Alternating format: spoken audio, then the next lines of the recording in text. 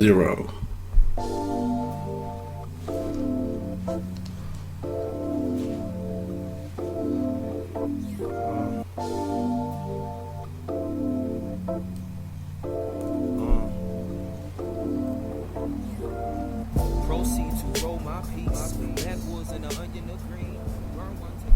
You are listening to Hey, Me No Mind with show host Wood. Hey, what is going on, everybody? It's another great show, another great Pay Me No Mind with your host Wood. It's kind of a impromptu show. Had something planned earlier, but we kind of decided to go in a different direction. But I have a special guest back, Miss Jasmine Dokes. We're going to recap this week's Empire season premiere. So we're going to go into that. Of course, you know, this is sports and entertainment. So last night, Thursday night, we actually had the Washington Redskins face off against the New York Giants. Unfortunately, the Skins are now 0-5 in the last 5 games, heads up, with the New York Giants, who were facing 0-3. So I think for some of us, especially those of us that are fans of the Redskins, we actually forgot that New York wasn't necessarily a bad team. It was a team that was actually getting into the fourth quarter with some 2-score leads, and they just happened to fumble those 2 games away. But as they always do, they circled the wagons pretty nicely against the Redskins and actually won, I believe. Man, I just moved my score away. I did watch it, but I was so disappointed in the ending. It was 32-21. A couple of mishaps, you know, cost Redskins the game.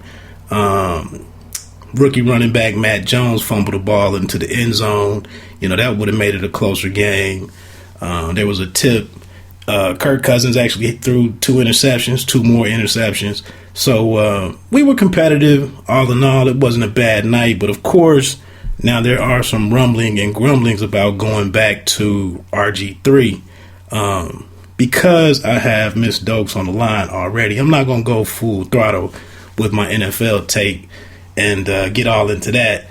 So I won't bore any entertainment listeners that are tuning in for the way that the show will actually be promoted. So I'm going to go into a quick commercial break, and on the other side of that, me and Jasmine will get into this discussion.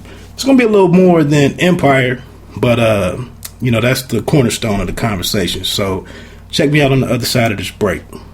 We are One Take Podcast Nation, bringing you quality on-demand audio in sports, entertainment, lifestyle, and more. You have podcasts from B Meeks, Jim Shoe Johnny, show host Wood, and host of others from around the country. No matter what your sport is, we have it covered. So check us out on OneTakePodcast.com. Or if you want to go straight to our podcast channel, visit www.otpn.us. That's otpn.us. Sponsors and podcasters are always welcome. All right, back again. This is Pay Me No Mind show with your host Wood. I'd like to welcome back to the show Miss Jasmine Dokes. How you doing, Jasmine? Hey, good. How are you? Great. How was your week this week? It was really good. My fall season premieres came back, so it's pretty good. Right. I thought you would have a pretty enjoyable week with all that happening. I didn't get a chance to catch everything that I wanted to, but you know, mixing in sports and my TV stuff, I got some stuff to catch up on with you know, on demand. I didn't catch the Blind Spot show, and I at least wanted to get an eye on at least wanted to take in a little bit of Quantico, but I didn't get to check that one out either. So I got both of those. I might get into them tonight. But of course, you know, let's not front. The big dog this week is TV's pretty much, if it's not the most talked about, you know, it's the most polarizing. If it's not the most polarizing, it may be the most hated. And then it also just might be, you know, the best thing going. So we'll just get into Empire. I told you I watched it again before we got on here because I wanted to make sure I was kind of spot on with anything that I have to say. So just to set up the whole conversation, though, just for anybody that's tuning that's pressing play. And we do appreciate that so much. We have an Empire discussion. Then we'll talk through a couple of new shows, some new faces back on TV this year, about 3 of those. Then we're going to touch on Viola Davis's big win this week, or earlier this week, with the Emmy nod, or the Emmy win, and some of the fallout from that. Then we'll also touch base on Regina King, who had a nice win. And then lastly, kind of finish up with Uzo Aduba from Orange is the New Black. And, you know, if we have time, maybe we'll throw in some random conversations. And also, if there is anybody that's checking Pay Me No Mind out for entertainment only, Jasmine probably will make it back to the show at different times.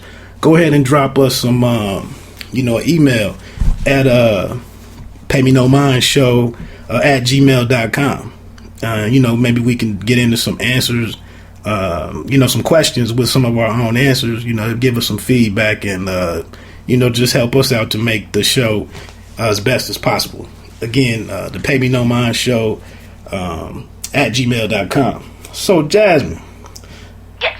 What'd you think? It was good. It was good. Wasn't my favorite episode, but I think just with the weight and the anticipation and expectations, I don't know what I was wanting. I'm not really sure. But it was good. It was, and I think really it's going to be a good season. I think it's going to be a really good season. So. As I was watching it, I was kind of highly critical of a couple of things. Not that it really did anything that it doesn't normally do, but some of the imagery, I guess, just got a little repetitive at this point. But overall, so like I told you before we actually got on here now, I was like, let me take a second look at it, because a couple of people whose opinions that I really respect, heaped a lot of praises onto it. So I was like, let me make sure. Maybe I was just grumpy that night because I got off late, or because I had to go in the next morning. I don't know. So I did take a second look at it, and I kind of came down off the ledge a little bit as far as jumping off the show totally. So I will say, You know what? I feel the same way. The first time I watched it, I was a little disappointed. There were pieces that I did like about it, of course, but then the second time I was like, okay, I think it, so I don't know, maybe it took a second watching or something. Okay, so you had to go back and check it out a second time too. Yeah. Okay. Yeah. You know what? It was a lot of stuff going on because it opened up, with the Free Lucius concert. It was a lot of strong statements kind of made as far as what's going on right now with the mass incarceration, in particular of black males, just the prison industrial complex in general, the privatization of prisons, the judicial system and its track record with, people of color and the lengths of the sentences that they receive versus their counterparts. So, that was pretty powerful. We saw our first cameo in, why is his name just totally eluding me right now? Swiss Beats. It was a big concert, big scene. We learned, or we were introduced to Marissa Tomei's character, and it just got off to a little bit of a choppy start for me, I guess. I liked Cookie's speech. What I like about this show is that it is in present time. It relates to what's going on in the world. So I liked her speech. The only thing, of course, it didn't really go for Lucius's case, and I know she mentioned it with Hakeem, but I feel like there would be, their white viewers. They have a lot of viewers who are non-black who would say, you see, this is how black people are. They throw free, telling them free this person, free that person, and talking about injustice when obviously they're criminals. You know what I mean? So it was really good for what is in reality happening, but obviously didn't really fit for Lucius because we know he's a murderer and he killed Bunky, and he needs to go to jail. Right. So, speaking of prison, so we catch back up with Lucius, who is still in jail. I don't know if it's really distinguished whether or not he's in jail. He can't be in prison, so I'm assuming it's jail. But we are because he hasn't even got like his bail hearing yet. Right. So we are quickly introduced to who Frank Gathers is, who we've been hearing about for the entire first season. And I'm not sure if I really knew ahead of time if that's who Chris Rock was going to portray or not. But that's not who I guess I saw Chris Rock in the orange jumpsuit in some previews and whatnot. But I thought maybe he was playing the role that he usually plays as kind of the guy that can get stuff on the inside. I thought he might have been in that type of role. But it turns out that he was actually Frank Gathers. So how did that casting go for you? How did that work for you? Well, I think I know a lot of people say, well, it's not really believable because he's Pookie, But I think the problem for me is, once I caught it, is he's not the same Frank Gathers from season 1 that they showed.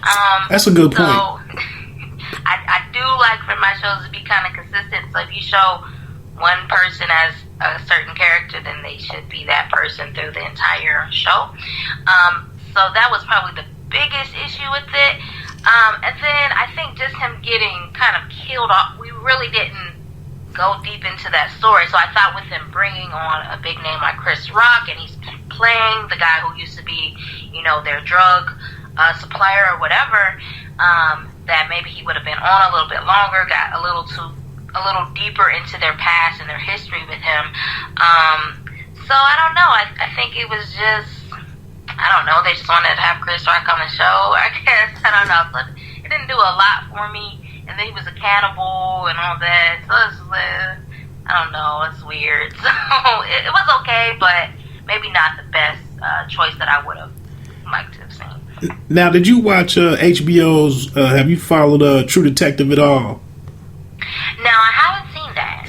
I just ask because on there they actually cast Vince Vaughn as a crime boss on there, and he typically does. Even though he came into Hollywood playing Norman Bates, I think that's the first time I saw him. But since then, he's done a lot of the rom-coms and a lot of comedy stuff. So there was some criticism for putting him in that position or in that role on that show, and it worked for me. It did drag a little bit at points because of some of the philosophy that his character was putting out throughout the season. But in this situation with Chris Rock, Chris really didn't, I don't think he really has the depth or the chops to really pull off playing a bad guy. I mean, it was like he didn't bother changing his voice at all. He didn't play, you know what I'm saying? He didn't play like a real smooth or like refined gangster, like the Gangster and Gentleman guy, kind of like Denzel in American Gangster. He just really didn't, to me, just really didn't command that role. Yeah. And I just think it was kind of laughable that he was cast as that character from the beginning, and like you said, to not be consistent in between seasons. That's a great point because I really didn't catch that until you just said it. But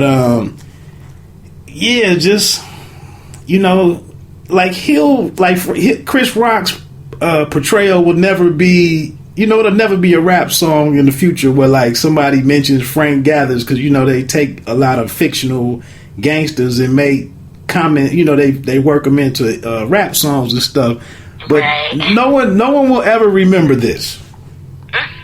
Yeah, I agree. And like you said, I felt like just to have him on for 40 some minutes or something, I don't know, it seemed like it was kind of a waste. But I think maybe that'll set up something down the road, because we actually met Frank's daughter I mean, Frank's daughter, who will undoubtedly be an Empire artist at some point.